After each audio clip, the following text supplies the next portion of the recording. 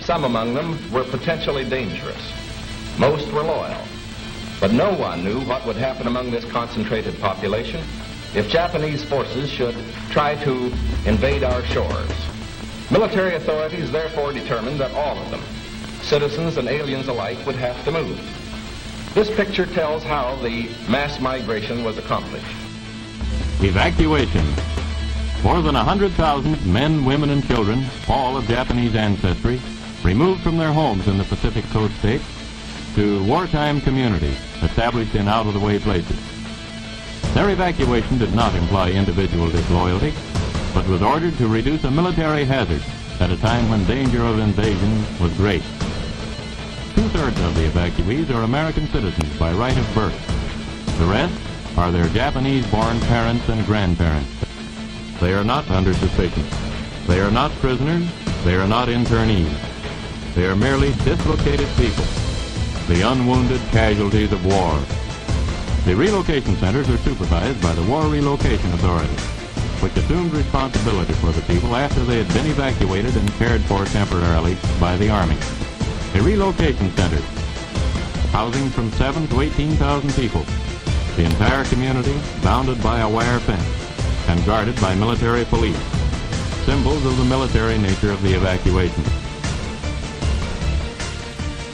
Each family, upon arrival at a relocation center, was assigned to a single-room compartment, about 20 by 25 feet. Barren, unattractive. A stove, a light bulb, cots, mattresses, and blankets.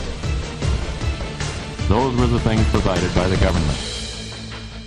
In 1942, the United States government forcibly relocated over 112,000 Japanese nationals and Japanese Americans to remote housing facilities called war relocation camps for the purpose of detainment, re-education, and forced labor. Of those interned, 62% were United States citizens.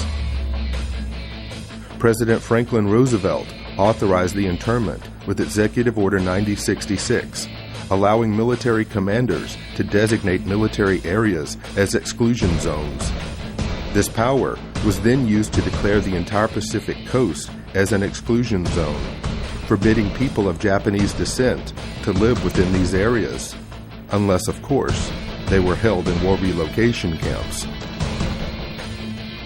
In 1944, the Supreme Court upheld the constitutionality of these exclusion zones, and in 1945, after 2.5 long years of imprisonment, the interns were finally released. The United States government issued no formal apologies, but did present each former inmate with exactly $25 in cash and a train ticket home, if they were lucky enough to still have one. 43 years later, in 1988, President Ronald Reagan would sign a bill that formally apologized for the internment of Japanese Americans on behalf of the United States government, and finally granted reparations to survivors. The language of the bill stated that government actions of the 1940s internments were based upon 3 criteria: racial prejudice, wartime hysteria, and a failure of political leadership. So what is most important in this bill has less to do with property than with honor. For here we admit a wrong. Here we reaffirm our commitment as a nation to equal justice under the law.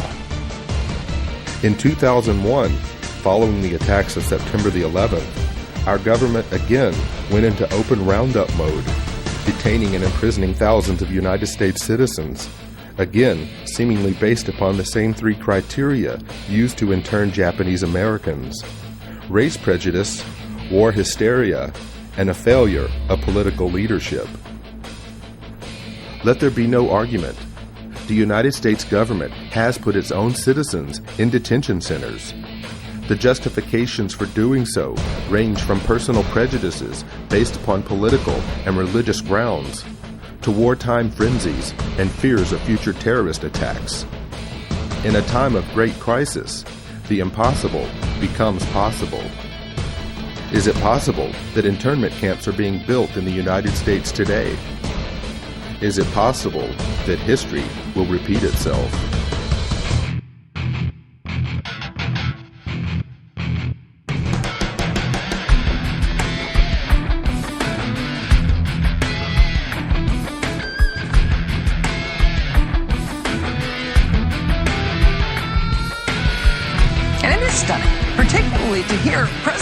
FEMA claim the power to keep people in prison indefinitely with no charges against them, no conviction, no sentence, just imprisonment.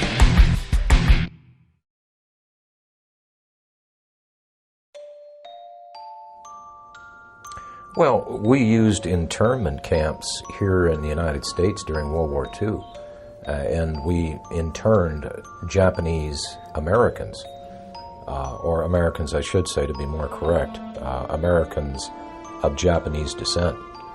And these people were cordoned off for the duration of the war. Background checks could have been done. They could have been released or cleared out of those facilities. But it was thought best, because there was so much animosity toward the Japanese for the attack on Pearl Harbor and subsequent deaths of U.S. soldiers, that these people just be kept out of sight in one of their detention facilities. On April 1st, 1979, by Presidential Executive Order 12127, the Federal Emergency Management Agency was created for the purpose of coordinating the response to disasters that have occurred in the United States and that overwhelm the resources of local and state authorities. Upon its creation, FEMA absorbed the Federal Insurance Administration, the National Fire Prevention and Control Administration, the National Weather Service Community Preparedness Program, as well as several other federal-level preparedness programs. FEMA was also given the responsibility for overseeing the United States Civil Defense, a function which had previously been performed by the DoD's Defense Civil Preparedness Agency. In 2003, FEMA became part of the Department of Homeland Security's Emergency Preparedness and Response Directorate. FEMA follows three simple directives. 1. National emergency recovery. 2. Continuity of government.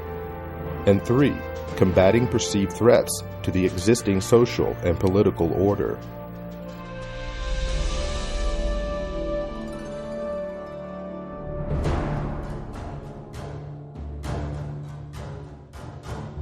FEMA's implicit objective to provide aid to victims of disasters changed under the leadership of President George W. Bush. Although some may argue, prior to the Bush administration, FEMA's reaction time for responding to and the handling of national emergencies was beginning to improve. But in 2003, President Bush would shift the focus of responding to emergencies in America by placing FEMA under the umbrella of the Department of Homeland Security, whose stated objective was and still is to protect our nation from dangerous people. Did the Bush administration's war on terror mentality take priority over the government's emergency response to provide aid to victims during a national disaster? We're fighting evil. And I remember my first words to him were, Mr. President, my estimate is that 90% of the population of New Orleans has now been displaced. 90%? Yes, sir, I believe it is that bad. That's how bad it is. I really thought that would get just the whole mechanism of the federal government to come charging in, is once again this mentality that it's a natural disaster. It's a hurricane. It's not Al-Qaeda. The most important job of government is to protect the homeland. In the midst of a searing heat wave, Jefferson County residents lined up in their cars for food and water, wondering what took so long. Slow.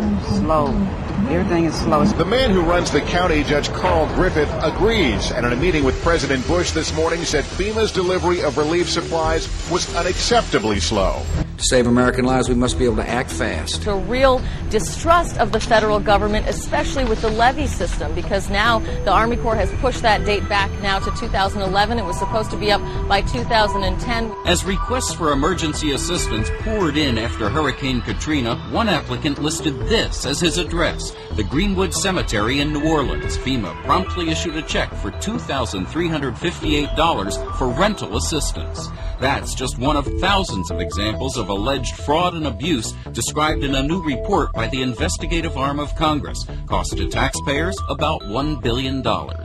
The examples are so egregious that what they tell us is that FEMA didn't perform even basic checks to safeguard taxpayers' money. Well, today the outrage spread to Congress where House members accuse FEMA of a cover-up. 2 years after Katrina, 76,000 FEMA trailers are still being used to house families who lost their homes. Many of the trailers have high levels of formaldehyde, which can result in dangerous respiratory problems. 3 of my children began having severe nosebleeds several times a week. It got so bad that this past Tuesday I actually had to go to the emergency room. Several deaths may well be linked to toxic levels of formaldehyde gas. It is a sick organization. And it has totally lost the confidence of the people of America. Overnight, FEMA decided to stop issuing debit cards at Houston shelters, but almost no one there hoping for a card had any idea. Pile everybody up in the van and come up here and we can't even get what they said we was going to get. Even Houston's relief coordinators told FEMA a heads up would have been helpful.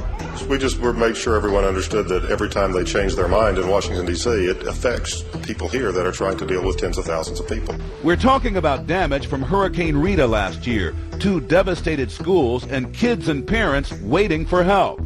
A few months ago, the folks at FEMA told the schools, one in Iberia Parish and one in Vermilion Parish in Louisiana, that they would get millions to relocate to higher ground. FEMA even helped them draw up the plans. And then FEMA took it back. Endless delays, he says, caused by FEMA, which just last week delayed money for rebuilding yet again. They're more worried about their own positions in FEMA, their own salaries, than the recovery process down here. There is a new hitch to report about those infamous FEMA trailers. After spending nearly $3 billion taxpayer dollars to buy them, it turned out many went unused, and now FEMA is unloading them at bargain basement prices while other people need them. After a lengthy investigation, the congressional architects of the Department of Homeland Security concluded today that FEMA, the agency that is supposed to respond to hurricanes and national disasters, should be taken out of the mammoth Homeland Security bureaucracy, disbanded, then put back together in a better way and placed under direct control of the president during emergencies. A Senate report on the government's response to Hurricane Katrina says FEMA is so far beyond repair that the agency should be scrapped. It said that agency failed, in its view, to anticipate and then respond to Katrina. FEMA is discredited, demoralized, and dysfunctional. FEMA is discredited, demoralized, and dysfunctional.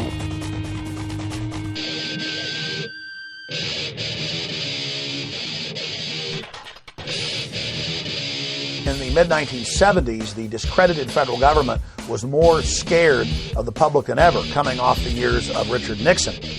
And so 2 Cold Warriors inside the White House of Gerald Ford began to bring back some of the Cold War ideas of an executive takeover of the United States through a emergency federal agency. And those individuals were Donald Rumsfeld and Dick Cheney.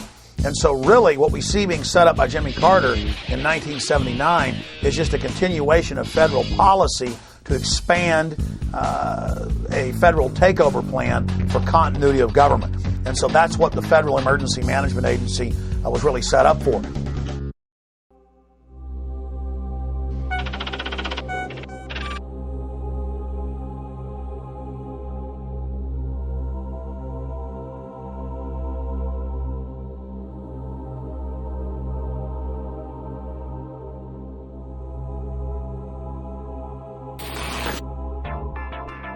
Colonel North, in your work at the NSC, were you not assigned at one time to work on plans for the continuity of government in the event of a major disaster? Mr. Chairman, I believe that question touches upon a highly sensitive and classified area, so may I request that you not touch upon that, sir. One of the programs that got exposed during Iran-Contra was Rex 84. And Congressman Jack Brooks, in those hearings, brought up the fact that in reality, FEMA was a cover for a huge continuity of government program in case the American people ever rebelled. And that was the architecture or the blueprint for the illegitimate shadow government to fully take over the functions of the entire federal government, suspend the Constitution, suspend the Bill of Rights, and arrest whoever they wanted to. And FEMA was going to control the camps that the people were going to be put into. And FEMA would be the main governmental institution with different directors over every agency. And now when you watch FEMA on television, it's always a colonel or a general or an admiral in uniform who's over the different departments. The martial law portions of Rex 84 were outlined in a 1982 memo written by FEMA Deputy John Brinkerhoff. Martial law was to be declared in the event of a national crisis, yet the plan did not define the term national crisis. The plan allowed FEMA to take control of both federal and state governments, appointing military commanders to replace duly elected officials.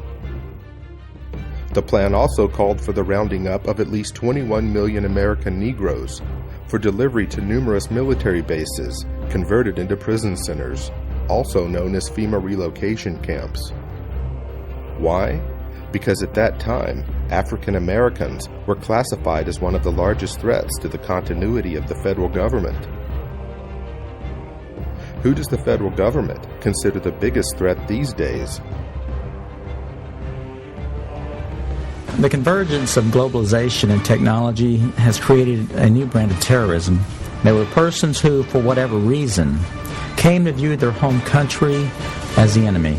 The kind of right-wing, religious-based domestic terrorism. Disturbing news tonight about homegrown terror. Part of this is big change in the White House, a new cultural experience, and some of the crazies are coming out of their closet. Right now, it looks like there is no connection between the men arrested and any known terrorist cell. Homegrown. Homegrown, I should say. Folks, we've got a very serious situation here. I'm holding what is called the right-wing extremism, current economic and political climate, fueling resurgence and radicalization and recruitment.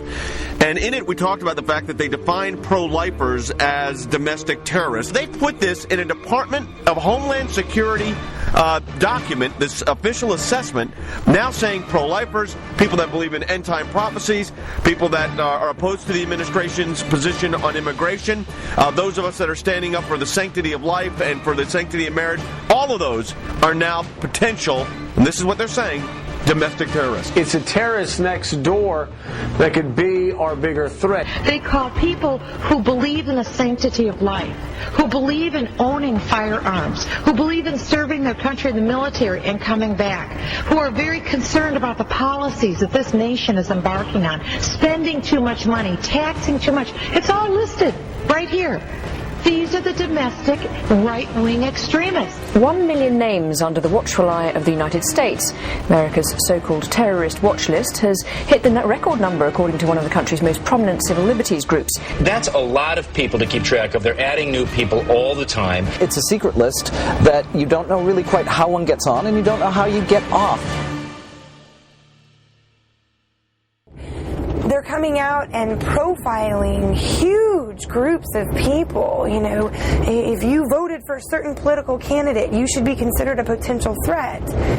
And you couple that with things like the Patriot Act, where if you are a threat in their eyes, you can be held without access to judge, jury, and without access to a lawyer or even to your family.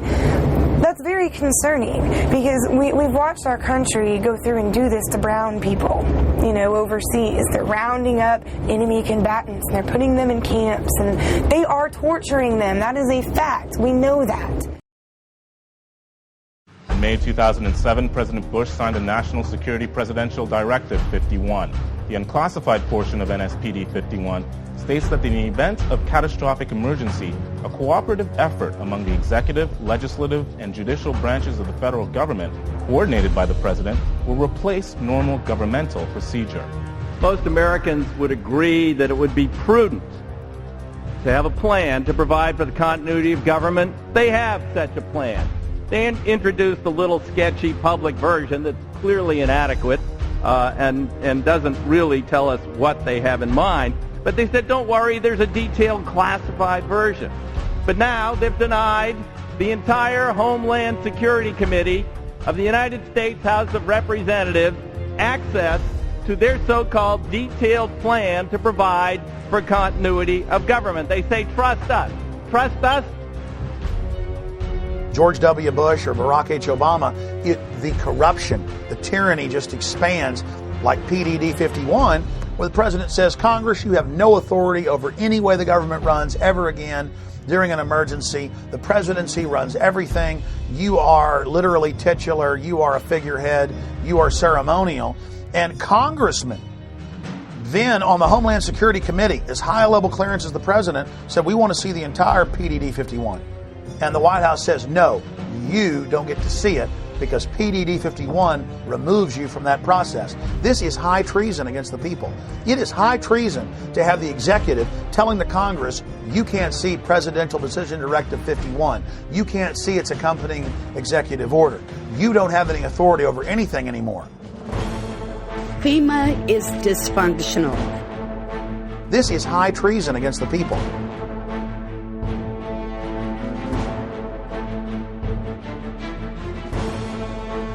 The FBI's counterintelligence program was a series of covert and often illegal programs conducted by the United States government and aimed squarely at investigating and disrupting dissident political organizations within the United States. According to a Senate Select Committee study chaired by Senator Frank Church, and including such members as Phil Hart, Walter Mondale, and Barry Goldwater, the FBI's motivation for conducting these programs was protecting national security, preventing violence, and maintaining the existing social and political order.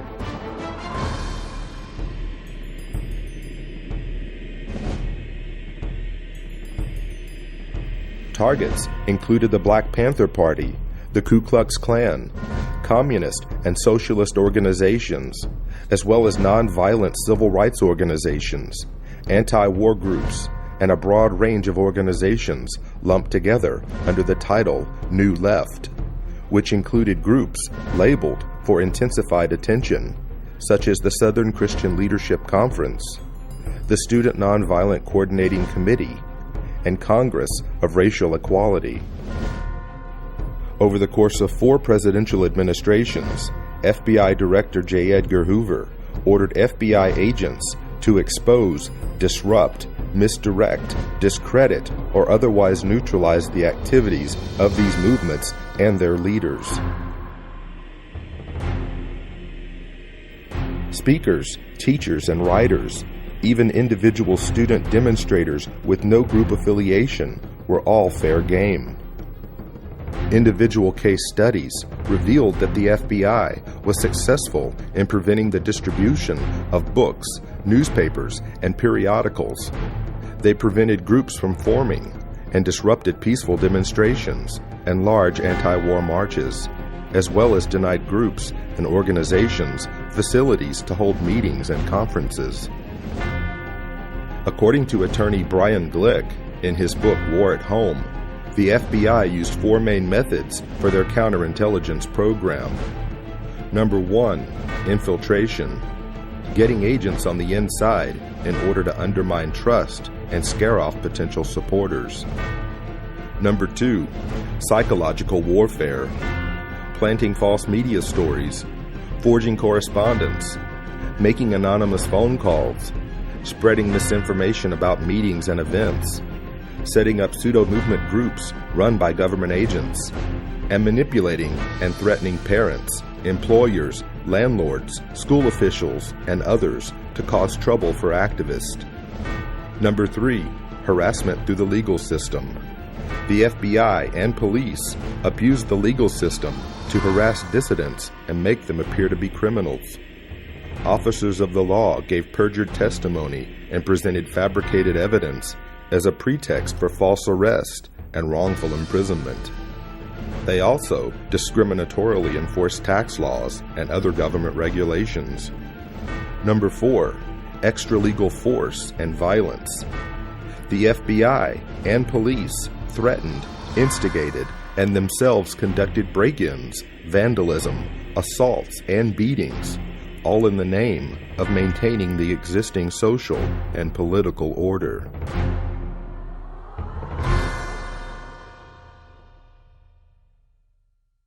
Increased security for 4 New Jersey Supreme Court justices after their home addresses were revealed in a webcast by a self-proclaimed white supremacist.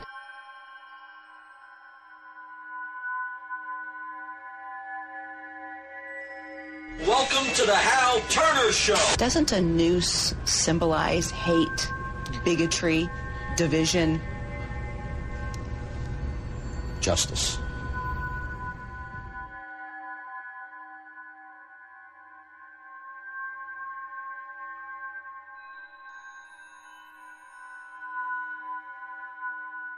Who are you? Where are you calling from? Hola, Hal. This is Pedro. Spick, From San Diego. don't call my radio show anymore, you filthy spick animal.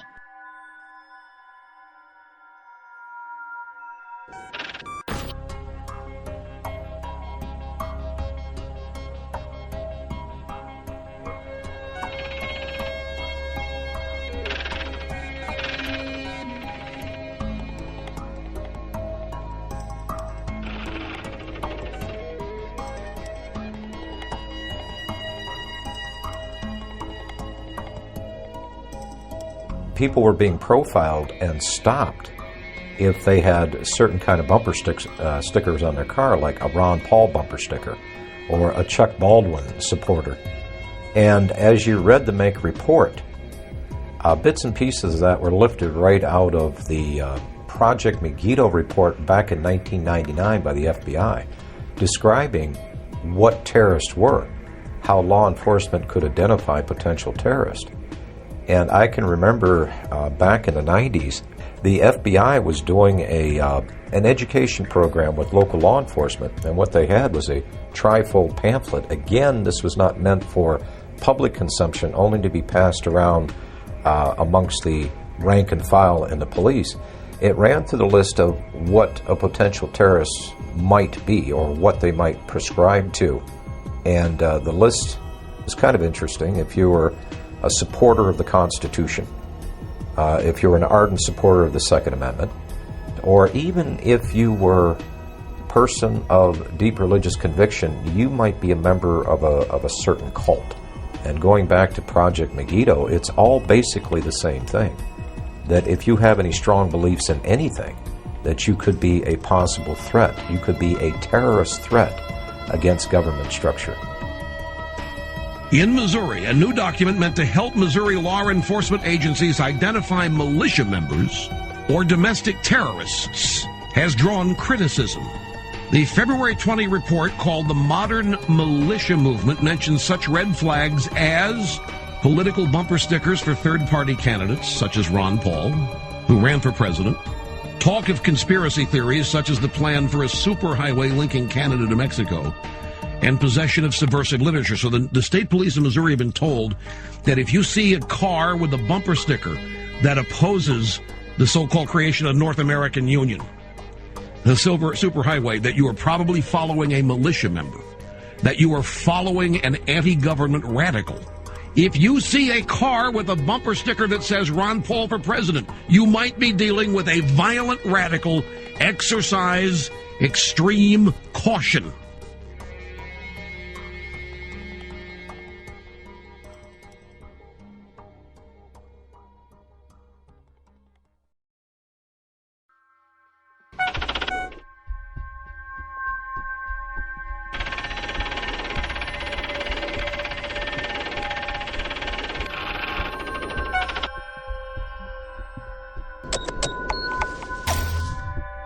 We do know that 28% of their funding comes from the Department of Homeland Security. This is not the first time that a report has been issued to Missouri law enforcement and surrounding fusion centers in other states by the MIAC Center. This right here is a stack of every single one of the MIAC reports that has been drafted. MIAC Alert, Constitution Rangers, June 7th, 2007. You've got the Black Separatism Bulletin, November 4th, 2008, American Radical Islam Converts. Here's the MIAC strategic report dated 11/28/2008 on the anarchist movement. You've got it on the modern committees of safety, voice of the people, or militias in disguise. That's January 9, 2009, which came out right before the infamous MIAC strategic report on the modern militia movement. So they've been producing these documents for quite some time. If the people profiled in this document could be considered a potential threat to law enforcement, that means they could be considered a potential domestic terrorist. And if you have the word terrorist attached to your name, whether it is domestic or foreign, the Patriot Act still applies to you, whether you're an American citizen or not. I remind you that before the Nazis began to persecute and incarcerate and kill and so forth the Jewish people in Germany, the first thing they did was label them as extremists and fanatics and all these kind of things and get the people conditioned against them. And then with the approbation of the general populace, they were able to unleash the fury of the state against them, and we all of course know what happened as a result of that.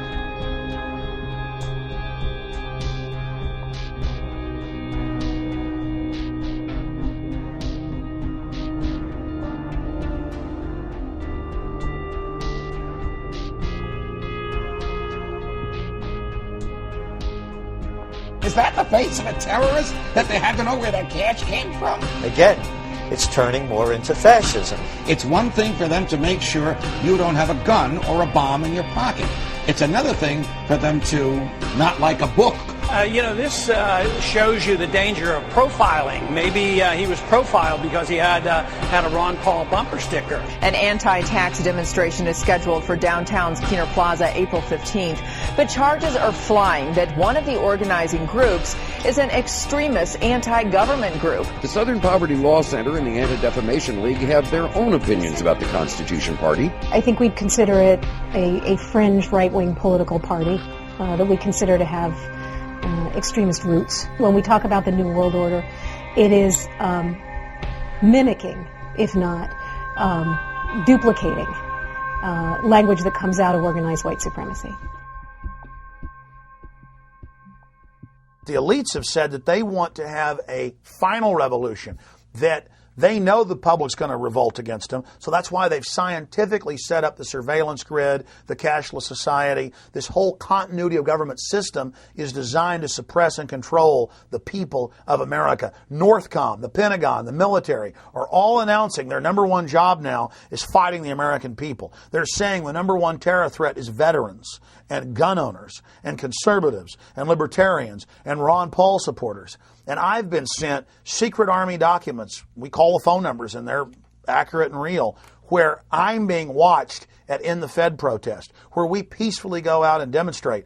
And now even the ACLU has written letters saying, why is the Pentagon watching U.S. citizens? Why are you listing any protest as an act of terrorism?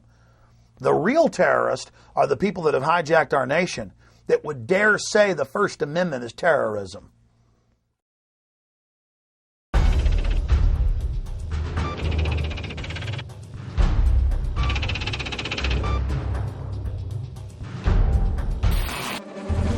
Two new reports out document an alarming rise in the number of hate groups in the United States.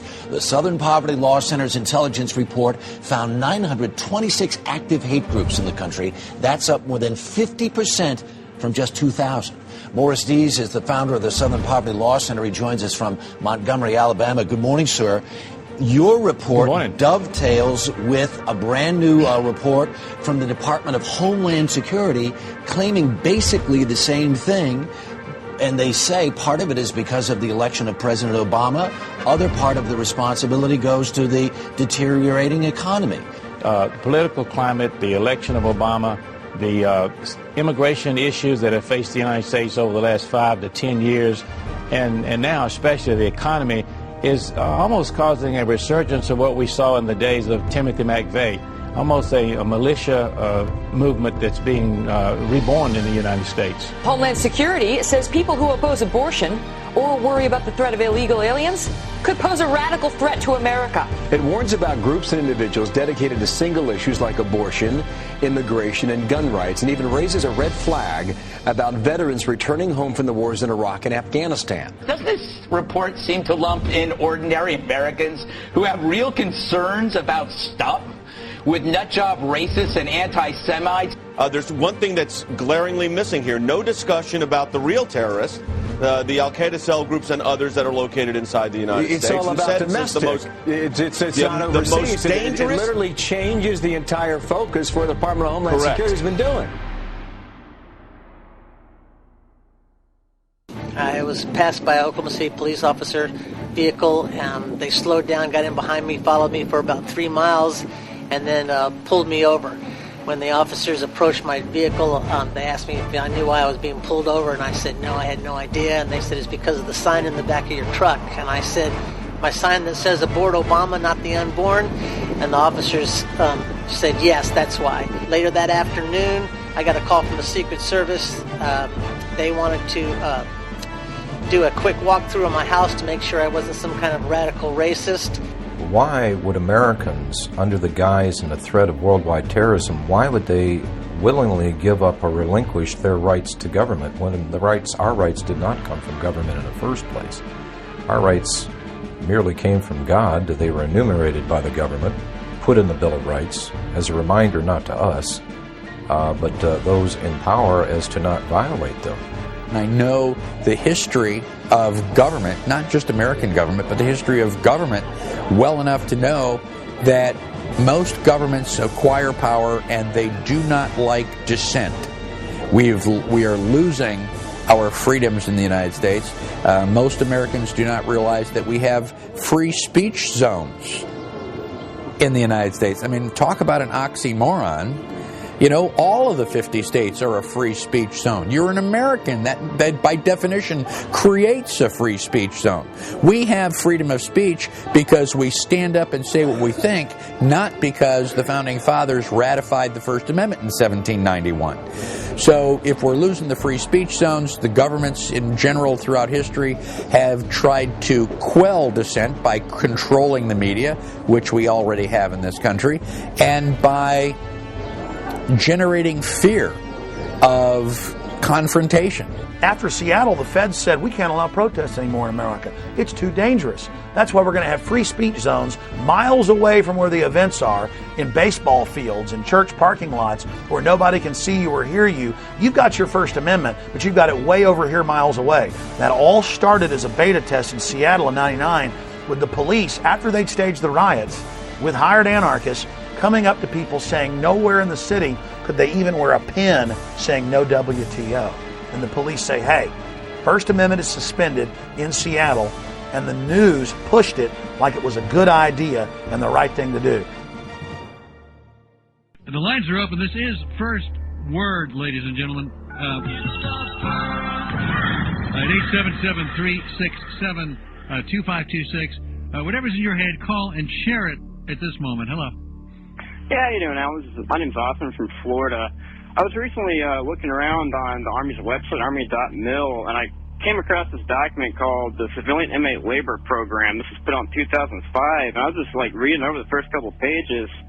Just in the first couple pages, this document on the Army's own website talks about converting military bases and installations into giant prisons and establishing civilian inmate labor programs. Have you ever heard of this? No. This is on Army.mil if anyone wants to look it up. Okay. It came out in 2005. Another conspiracy theory. This is on the Army's website, sir. All right, so we're all going to be in prison, right? They're going to have prison terms? I don't know, but, I mean, obviously there's a document that has Yeah, there are lots of documents in lots of places. But this is on the military's own website. Yeah, okay. Yeah. Army.mil. Okay. I'm on Army.mil. Says the link's broken. There's no such Army.mil. Can you get to Army? I can't get to Army.mil.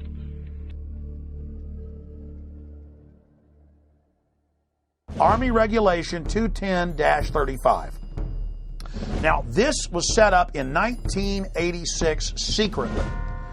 And for 10 plus years, it was secret. And in 1997, Bill Clinton declassified this, and we were the first major radio show to cover it. Since then, it's been expanded. This lists 12 camps to hold American citizens that have been built by the United States Army. And ladies and gentlemen, some of these facilities have U.S. citizens in them now. But it's all being done administratively. To beta test the Army running camps, they did deals with the federal government and now states to take prisoners convicted in the civilian courts and to then stick them on U.S. military bases administered by the Bureau of Prisons but operated by the U.S. Army. So see, they're taking state and federal prisoners and sticking them under Army control and building these civilian inmate labor camps all under Rex 84 right out in the open, and no media will ever touch this.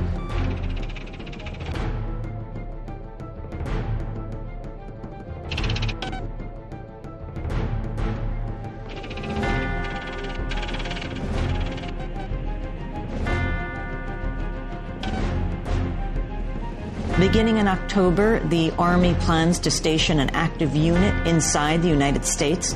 Under NORTHCOM and under the new Homeland Brigade, it was first going to be 3,000, and then 20,000, and then 40,000. The 3rd Infantry Division's 1st Brigade Combat Team has spent 35 of the last 60 months in Iraq. Combat-hardened troops who've been running camps and centers in Iraq are now coming back to the United States to, quote, carry out law enforcement actions. The Army unit may be called upon to help with civil unrest and crowd control. There has been some concern and some misimpressions that I'd like to correct. The primary purpose of this force is to provide help to people in need in the aftermath of a WMD-like event in the homeland. This force has got no role in civil disturbance or civil unrest, any of those kinds of things. The Army Times reporting, quote, they may be called upon to help with civil unrest and crowd control or to deal with potentially horrific scenarios, end quote. NORTHCOM, the Northern Command that came into being in October of 2002, when that came in, people like me were concerned that the Pentagon was going to use its forces here in the United States, and now it looks like, in fact, it is, even though on its website it says it doesn't have units of its own. Now it's getting a unit of its own. And the Army Times said during civil unrest inside the United States that the Army's new job would be engaging the American people. The Posse Comitatus Act of 1878 generally prohibits federal uniformed services from carrying out domestic law enforcement duties, except in cases expressly authorized by the Constitution or an act of Congress.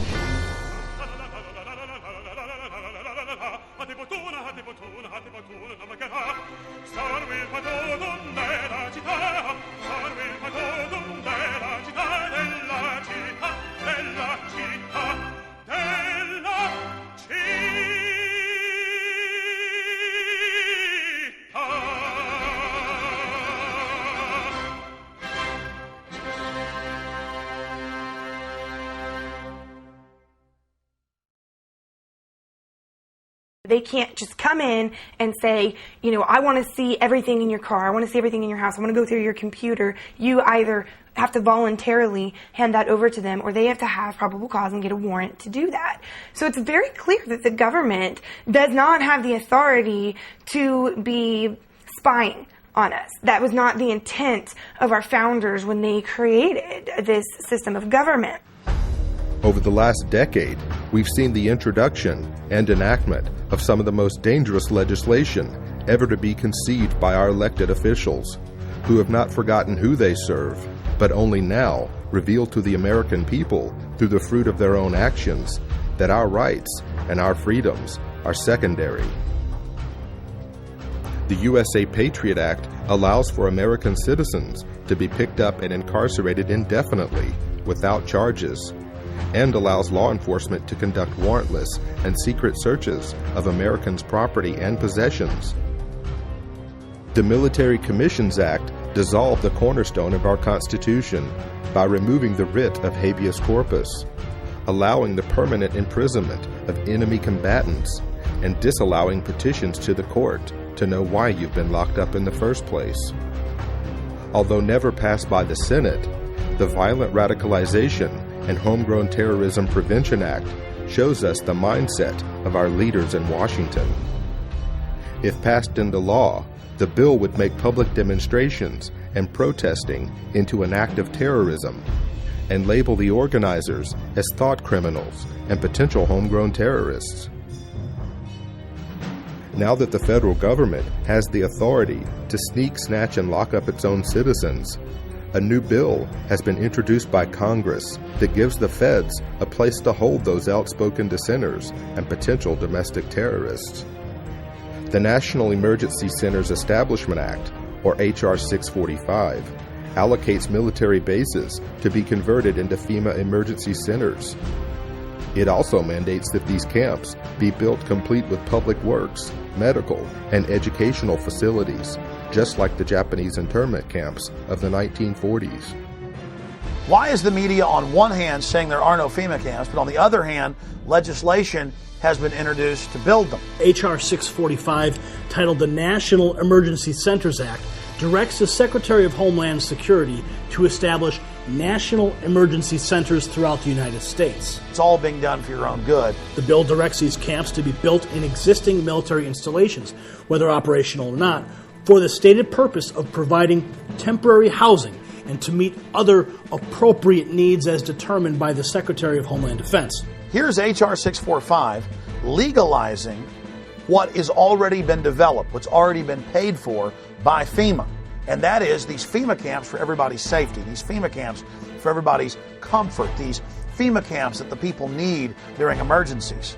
The government doesn't build things that are not needed or that there aren't contingency plans that say there's a reason for them. Also, it's been reported by WorldNet Daily that the Department of Homeland Security has already awarded nearly a $400 million contract to Halliburton to build some temporary detention centers on an as-needed basis. We know this is their main attack profile, is old, shut-down bases. And so you go point them out and go, look, the barbed wire's facing in, or look, this is a designated FEMA camp. And they say, well, where are the people? Where are the people in the camp? The point is, it's a designated facility for that. Conceivably, these are the kinds of camps that could be used for political dissidents, just like occurred in Nazi Germany. I got a feeling in the next few years that you may start to see some American citizens end up in these camps for questioning the government. The president can declare a national emergency, and it can be anything. It can be a hurricane, or it can be political protests or civil disorders like we saw in the race riots. I think the government's anticipating that there's going to be a increased reaction against the economic downturn, and this could lead to the kinds of street riots and protests we've seen in countries such as France. If we do not have a government which is controlled and limited by the Constitution, then our personal motives and preferences are irrelevant. It doesn't matter if you have freedom of speech if you're in a, FEMA concentration camp. It doesn't matter. You're certainly not going to be allowed to have a gun inside a concentration camp. And, all of our rights are predicated on a free America. And if we don't have a free America, all of the other questions become moot. Don't these companies have a responsibility morally if they're in there building camps and building shackles and building barbed wire facing in to speak out and say this is unconstitutional in the United States?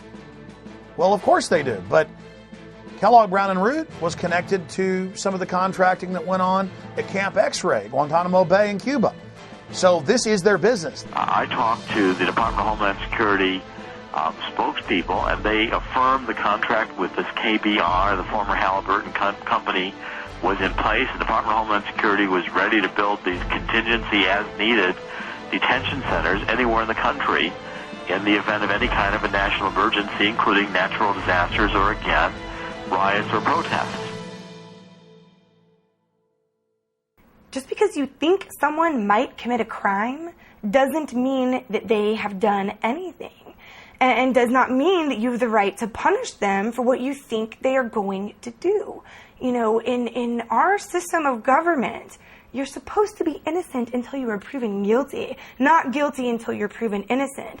And so if you can be declared guilty or potentially guilty before you even lift a finger, that is bordering on thought crime. That is bordering on punishing people for pre-crime.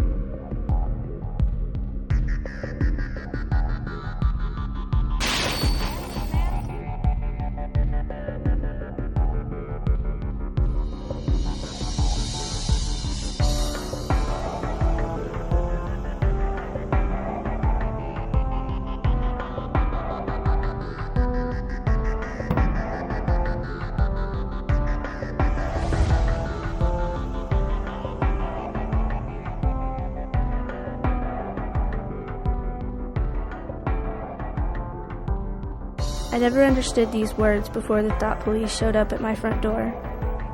Liberty isn't something that we touch or feel or grasp in our hands. We can't taste it or smell it or hear it. It doesn't have a particular shape or size or color. It's intangible, elusive, and in constant need of nurturing, or else it withers and dies on the vines of tyranny. Modern tyranny is a lot more sophisticated than the Hitlerian or Stalin-esque things we've seen in the past. But even in Hitler's day, they knew how to sell it. And they advertised the camps as, hey, look, people don't like you here in the Warsaw Ghetto. You're not allowed to have jobs. You're not allowed to work. Get on the trains. We're coming to take you to a safer place where you're going to be able to work and be amongst your own people. They put them on trains, took them to the camps, killed the old and infirm, worked the other people to death. And they advertised, hey, we're going to delouse you, going to give you a shower, march right in here.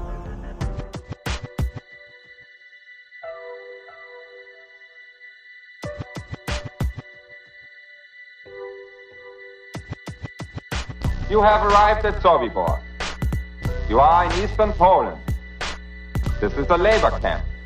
We have brought you here to work. You will work hard, but hard work is good for the soul. So in reality, we are your benefactors. You will be housed, you will be fed. All we ask is your cooperation. If you do your job, you will have nothing to fear. You will be given postcards. Write to your relatives, friends, to tell them that you have arrived here safely. We will mail them for you. Unfortunately, there have been reports that typhus has broken out at several labor camps. We do not want typhus at Sobibor. Therefore, first you will be taken to the shower facility, where you will each have a hot shower. Naturally, men and women will shower separately. Women will have their hair cut short before they shower. While you are showering, your clothing will be disinfected. Remember, the better your behavior, the easier your stay will be. As they roll this system out, this total federalization out, they're selling it as if the FEMA camp is a place that the disadvantaged and the poor and the illegal aliens, as the economy collapses, will need to come, will need to stay. Now, in this more modern, sophisticated system, they're going to advertise the camps. They're going to show people getting the free concert, with a rock and roll star, or the Sunday night movie, or the free medical care, and they're going to be beating down the doors to get in the camps. Another way is to have an economic collapse that's fabricated. Okay, you cut lending from banks. Nobody has any money anymore. The economy tanks. Okay, then you've got massive people homeless everywhere. Then there's a problem. Economic collapse. The reaction is people get desperate and need a home. Solution is we present the home to you, which is the FEMA camp, which will be advertised as a wonderful place. Of course, it's a lie. So what you have there is they fabricate a problem to create reactions, which gives the solution they originally wanted in the beginning, which was to get everybody into the FEMA camps. That's how proud. This is the story of history. It's happened over and over and over.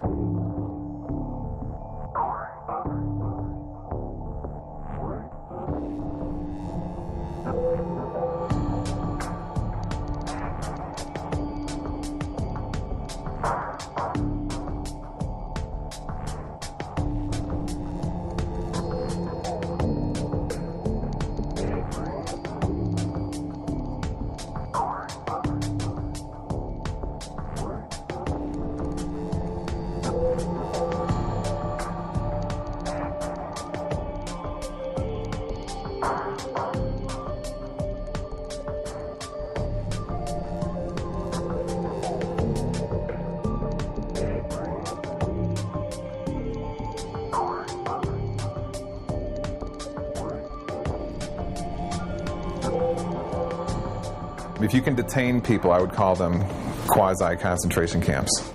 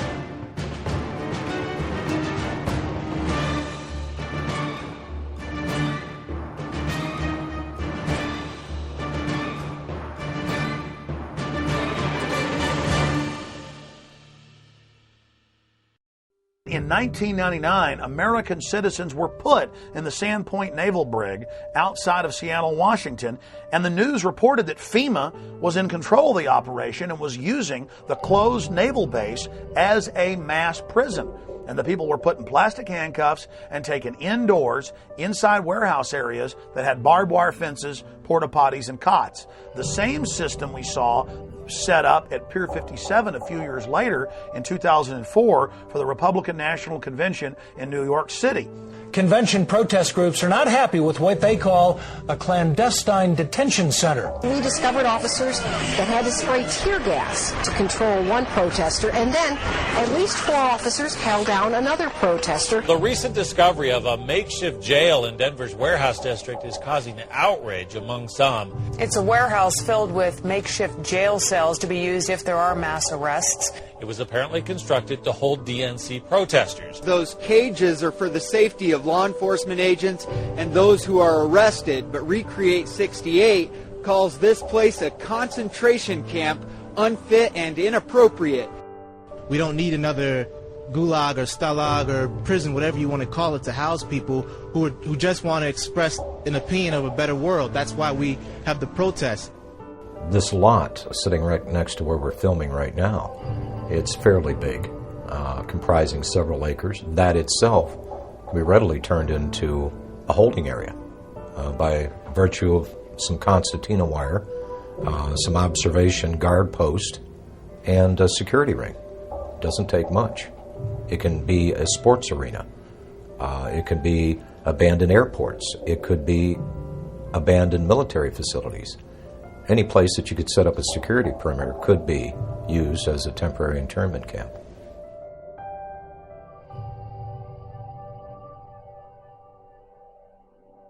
Well, it's recording. We got a FEMA RV thing right over here. I don't think that's a safety. I think it's a security guard. Yeah, but why is a FEMA RV parked in front of the mall? In front of the mall? In front of the closed part of the mall. That's real weird.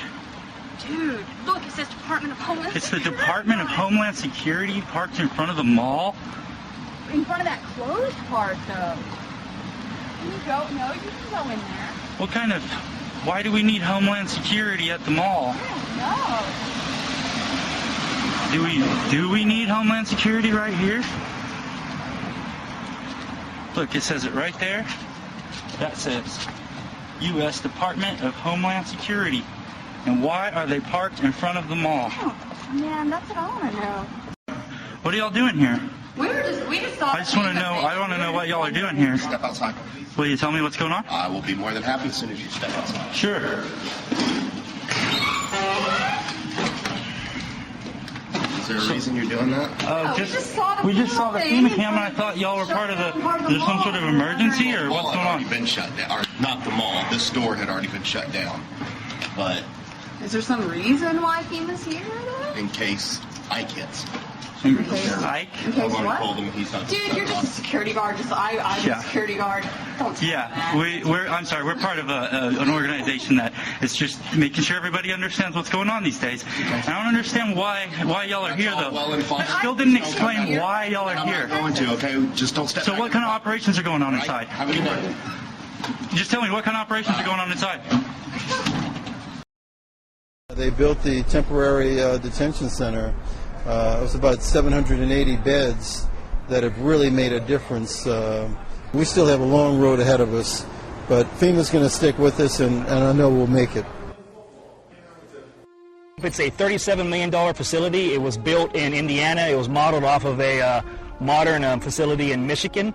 It originally was designed in the States and brought down here in sections, so we put it together like one big Lego piece.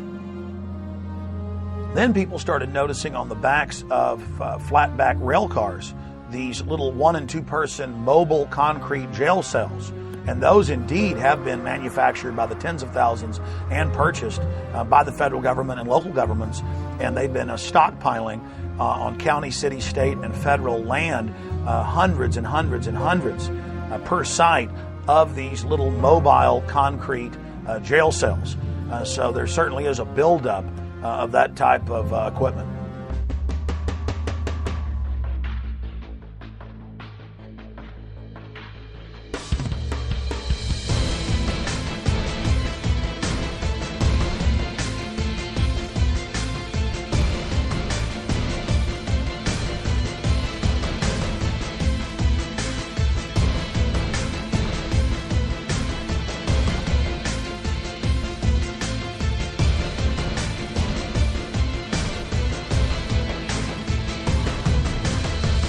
Several years ago, the military issued a challenge to create a faster and better razor tape. They wanted a barrier that would be at least 50 inches taller than the standard fence and one that could be deployed faster than 30 man-hours. Ulster County-based Cobra Systems is getting ready to ship the first batch of its express razor wire to the U.S. military.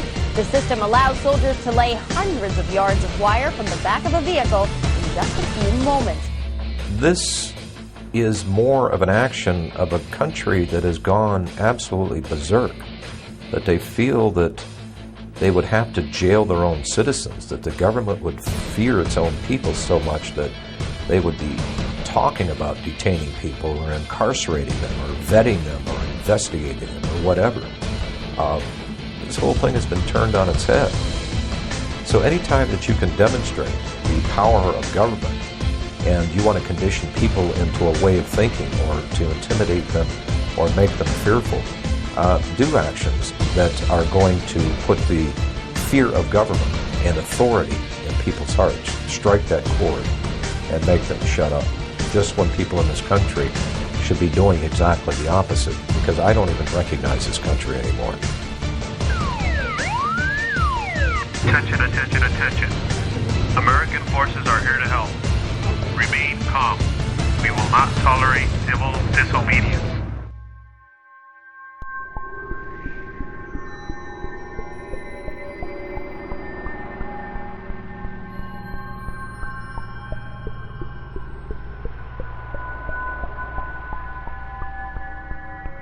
Military Occupational Specialty Internment Resettlement Specialist.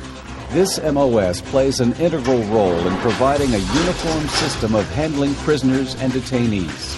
Trained as internment resettlement specialists to control and supervise detainees to ensure their humane treatment. For this job, the Army will train you to use specialized equipment to monitor activity, to conduct searches, and to inspect areas where prisoners work and live. Here, you'll train to in-process prisoners and detainees and to brief them on their rights.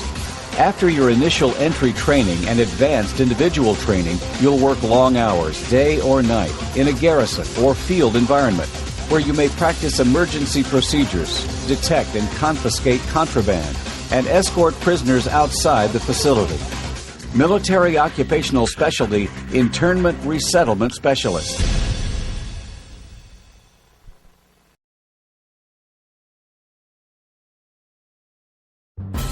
The burden of service has fallen almost exclusively onto the backs of our military.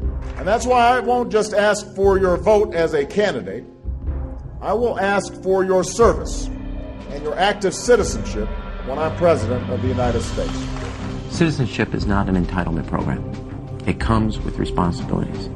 A young person joining our military must know that we will only send them into harm's way when we absolutely must. We need to ease the burden on our troops while meeting the challenges of the 21st century. People of all ages, stations, and skills will be asked to serve. Because when it comes to the challenges we face, the American people are not the problem, they are the answer. We cannot continue to rely only on our military in order to achieve the national security objectives that we've set. We've got to have a civilian national security force that's just as powerful, just as strong, just as well funded.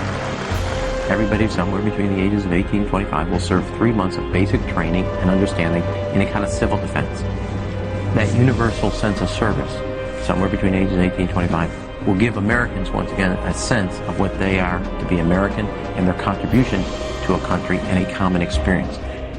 We were taught, my brother and I, is that you have an obligation to give back. That's why community service has been such a big part of my life. Our troops need to know that we're making the same commitment to this country that they've made. I love Obama.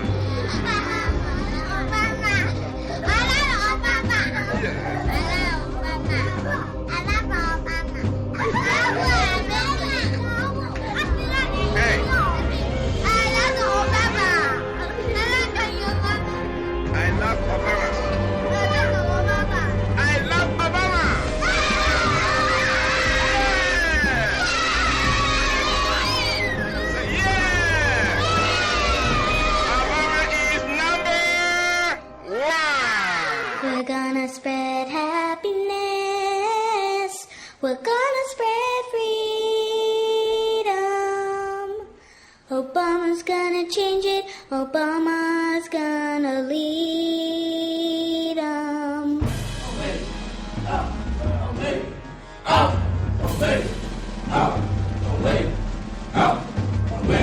Since then, even the New York Times has reported that they're training the Boy Scouts now with Homeland Security to, quote, take on disgruntled veterans and gun owners in, quote, seek and destroy operations. And they had photos in the New York Times of these kids dressed up in Homeland Security outfits going after veterans and gun owners. Stalin said, give me somebody before age 7, I can turn them into anything I want. So that's why there's this push. Get the kids into the school system. Get them to not follow evidence. Get them to only do as they're told. Get them to be little robots. Get them to think it's normal to march up in lines and act like little soldiers and so forth. And then later in life, they'll never know the difference. Everybody has to get rid of the idea that they're an individual. They have to understand that we all have to work in the group for the collective, for the good of the whole. Not for the good of your child or for the good of the teacher, for the good of the whole. If you have to give up some of your most cherished beliefs, and that they have to train you to give these up because it's going to be for the good of the whole, you give it up. What this legislation does then is to help harness this patriotism and connect deeds to needs. We cannot continue to rely only on our military in order to achieve the national security objectives that we've set. We've got to have a civilian national security force that's just as powerful, just as strong, just as well funded.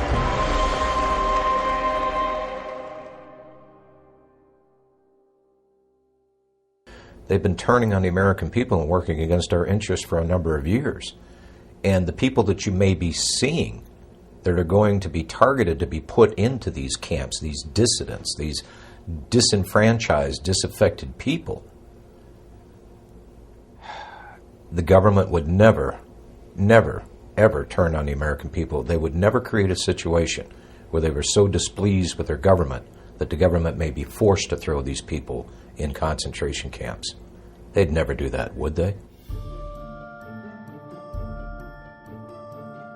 My name is Sam Ozaki. I'm a native-born American citizen, Los Angeles, California, along with about 120,000 other persons of Japanese ancestry when Franklin Delano Roosevelt signed Executive Order 9066.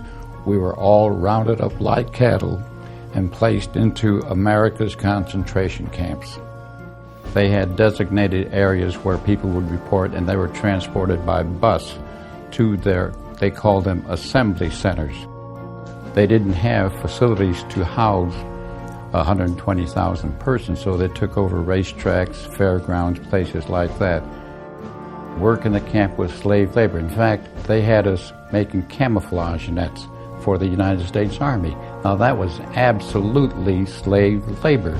Later on, I said we should all have refused to work and then let the Army and the government come in and do all the chores that had to be done. But as I said, we had lost all our, not only our life and liberty, but also our finances. You know, when you think about it later on, we were not much better than Hitler. On the other hand, we have to say that at least we were not gassed and murdered like the thousands that were killed, millions really, in Europe. Although I have to say that there were at least 10 persons shot and killed by American guards simply because they got too close to the barbed wire fence that was surrounding the camps. Native-born American citizens like myself were denied life, liberty, and the pursuit of happiness in total violation of all the Constitution, the Bill of Rights, and so forth. Every morning the children would stand up, face the American flag with liberty and justice for all. You know, psychologically, it really affected us. That's why, for example, I mentioned earlier on that there were many parents who never even told their children that they had been in concentration camps because they were ashamed. We should not be ashamed. It was the United States government that should be totally ashamed of their behavior and putting 120,000 persons of Japanese ancestry in America's concentration camps. And you have to be alert because it can happen again.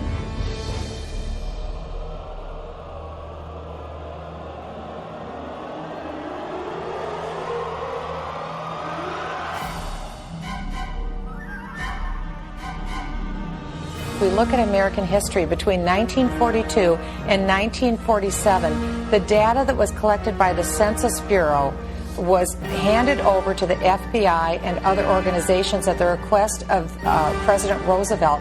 And that's how the Japanese were rounded up and put into the internment camps. I'm not saying that that's what the administration is planning to do, but I am saying that private personal information that was given to the Census Bureau in the 1940s was used against Americans to round them up. I think there is a point when you say enough is enough to government intrusion. And you had mentioned this earlier, 28 pages. I have the survey right here, Glenn. This is the 28-page survey. This is the short form that every American will get next year. Does the federal government really need to know our phone numbers? Do they really need to know, like you said, the date and time that we leave, mental stability? You know the one question that's not on this survey, Glenn? Are you a U.S. citizen? I am just not comfortable with the way this census is being handled, with associating with ACORN, with the questions that are being asked, with Americans being compelled to give this information. How will this be cross-checked? Will it be held privately? It's up to a $5,000 fine. They're saying that if somebody who is connected with ACORN, now working for the U.S. Census, shows up at your door, knocks on it, and demands to know your race, your employment status, the name of everybody in your household, whether you've ever received food stamps, and your phone number, and everybody else's phone number, and you say, I'm not really comfortable giving that to you, you're going to get fined $5,000. The United States government between 1942 and 1947 passed the Second War Powers Act. They used the U.S. Census information to round up the Japanese and put them in the internment camps. Okay. Americans were told that they wouldn't have their information used against them. They did.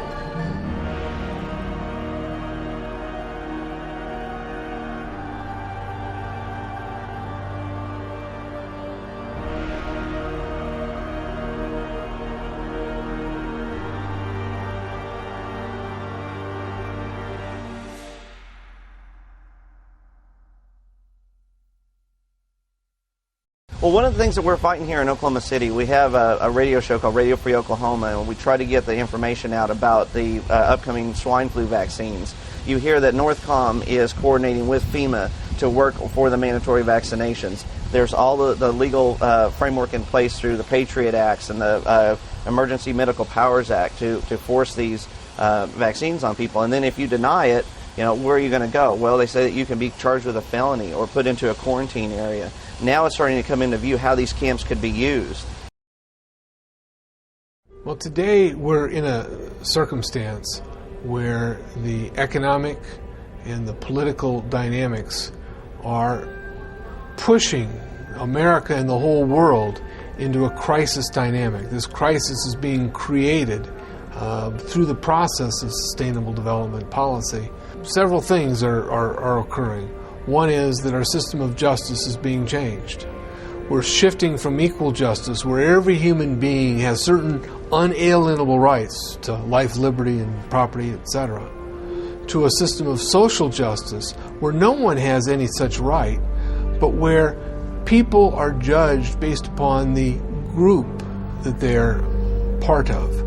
Previously, there have been several reports, such as the MIAC report in the state of Missouri, but this is the first time that a report such as this actually named individuals. Once you label someone in a derogatory manner, an extremist, a potential militia member, terrorist, whatever term is used, for some people the moniker will remain. Before you can persecute people, before you can incarcerate large numbers of people, you have to marginalize them. You have to create the image that these people are dangerous to society, or they're extremists or radicals, call them what you will, but marginalize them from the mainstream of society so that at that point the rest of society will accept the persecution that might result upon this group. It's been an age-old strategy that's worked in every totalitarian regime in the history of the world. And that's why we're concerned here in the United States when we see this kind of marginalization going on about people who voted for Ron Paul or people who voted for Chuck Baldwin. Why are they being marginalized? Why are they being singled out as a potential danger to society? And I think it's shades of the strategies and tactics of totalitarian regimes in history past, and that should never happen in this country. The people in Washington, D.C. haven't represented what was on the American people's minds for a long, long time. They are the most disassociated, discombobulated, disconnected people on this planet. And they necessarily had to do that for all the violations of the Constitution that they've done. Just how far are you willing to go before you stand up and say no more to the federal government? Our founders actually intended for the federal government to be very small and limited, and that most of the service of government was to be done in the states. And so I think there's probably a growing conflict between states and the federal government. And I think there's some really good reason for the federal government to be concerned right now, because I think there are a lot of people in the United States that are beginning to say, where are we going to draw the line in the sand and say no more to the federal government?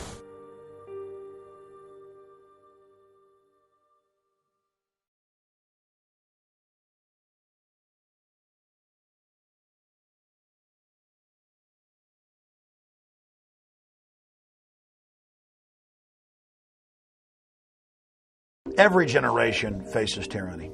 Every generation faces corruption, and is forced to stand up against it or become enslaved. Our ancestors fought and died so that we'd have the little bit of liberty we have now. It is a sacred treasure.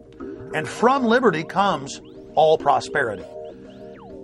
The human race is depending on all of you out there that are seeing this information to educate yourself on the facts presented in this film and then to take action. We've got to forget about Washington, D.C. I think Washington, D.C. is too far gone. It's a cesspool of iniquity. I think it's totally and thoroughly corrupt. It doesn't matter which party you put in charge of the White House or Congress. Nothing of substance changes. I really think the power and strength of the people rests where it always has rested, and that is with the states. So we need to start putting some teeth into our state laws, and we need to be electing sheriffs that are going to protect us from federal agents when they initially don't understand this because their civics lessons weren't very good in school. The 10th Amendment very clearly says any authority not granted to the federal government by the Constitution belongs to we the people and the sovereign states that make up this union. The states had all the power. They gave some few powers that are listed in the Constitution to the federal government and kept all the rest for themselves. Well, my first guest works for the people of Oklahoma, and he's trying to do right by them. But he believes it's kind of hard to do that when the federal government keeps butting into the state's business. And now he's working to pass a bill in the state of Oklahoma that would declare state sovereignty from the federal government.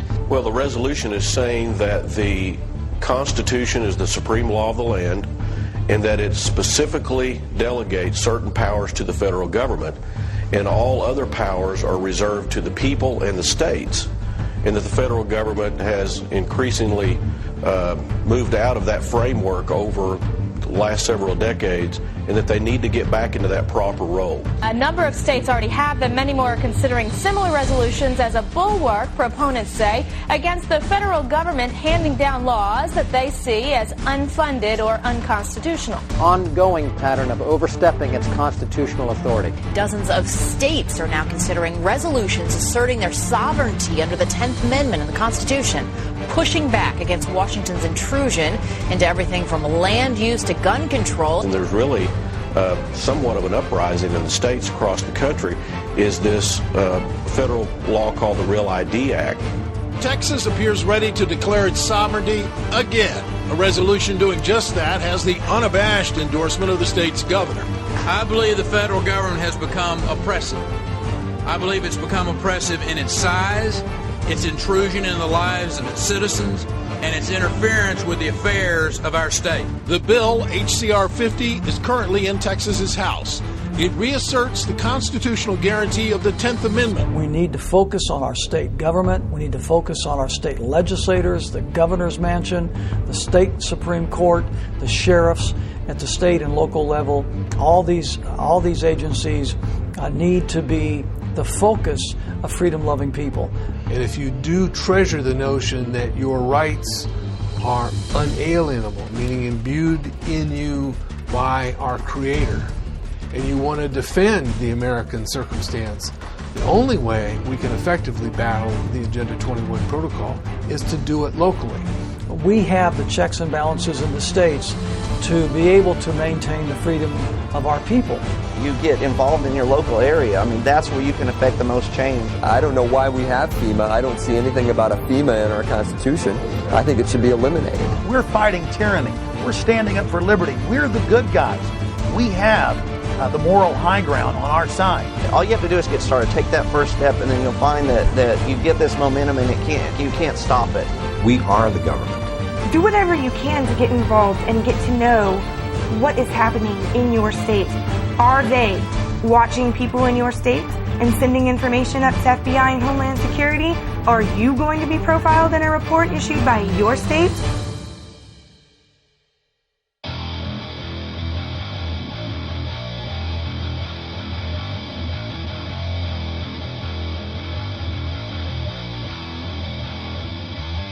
Just be alert, study your Constitution, learn all you can. I think there's certain basic organic documents that you need to become familiar with. I would start with the Mayflower Compact. The next one I would urge you to read is Patrick Henry's famous speech where he ended by saying, "Give me liberty or give me death." Certainly the Declaration of Independence is one it's a philosophical framework. The Constitution came along after that to be actually the blueprint or the framework of a building built upon the ideas espoused in the Declaration of Independence. You must read the Federalist Papers and the Anti-Federalist Papers, Northwest Ordinance, George Washington's Farewell Address. These are the organic documents from which we came, and it basically expressed who we were when we attained to greatness. It's who we need to go back to. On top of that, there are many other really important books to read to understand your enemy. And I would suggest The Shadows of Power by James Perloff, Creature from Jekyll Island by G. Edward Griffin. Another one actually written by one of the enemies, in my opinion, is Carol Quigley's Tragedy and Hope. So read those books, study and all to know what we are, but also equip yourself with understanding of who your enemy is, because we're in a struggle for our future at this point in time. I am now working at a network that will follow through on a story. I am not a journalist. I'm just a guy who cares. I'm sorry. I'm just a guy who cares an awful lot about my country. And I think you do too. But sometimes, for political reasons or whatever reasons, people just won't follow a story. I have to tell you, I'm doing a story tonight that I wanted to debunk these FEMA camps. I'm tired of hearing. You know about them? Sure. I'm tired of hearing. I wanted to debunk them. Well, we've now for several days done research on them. I can't debunk them. And we're going to carry the story tonight. I don't know anything about him. So. It is our government. If you trust our government, it's fine. If you have any kind of fear that we might be headed towards a totalitarian state, look out. I've been watching Glenn Beck for a long time, and I saw him say that Ron Paul supporters are basically all terrorists and that the Army should watch Ron Paul supporters. Then he became Ron Paul's biggest buddy. I watched him come out repeatedly and demonize the 9/11 Truth Movement or anybody who questioned anything the government did. And then when he said he was going to expose the FEMA camps and he thought they were real, I said, look out, folks, this is his MO. He acts like he's on our side. He acts like he's really investigating. and then he sucker punches you once he's gotten your confidence. Popular Mechanics, they did an incredible job in the writing of the definitive debunking of the 9/11 conspiracy that everybody knows now is not true because of Popular Mechanics, except Rosie O'Donnell. James is here now to do the same with the FEMA camps. He specifically was going to build a straw man argument and go after some of the fake stories of false FEMA camps, like the Amtrak train station. This is an Amtrak repair facility in Beech Grove, Indiana.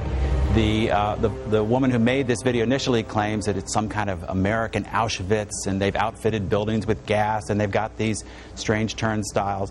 In fact, it is a repair facility. They're repairing trains in there. Well, trains, I believe Auschwitz had trains. I'm just saying, Jim. Oh, yes, there are real FEMA camps, and there are bills and legislation, and Americans have even been held in FEMA camps before during demonstrations in Seattle.